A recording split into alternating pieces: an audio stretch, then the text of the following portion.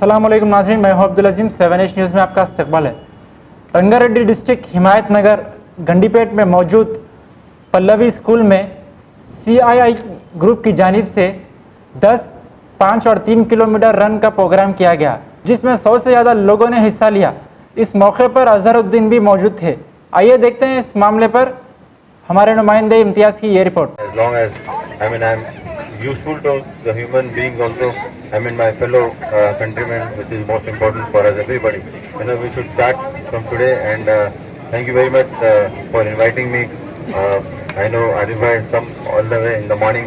Don't go by his size. He was a very good cricketer,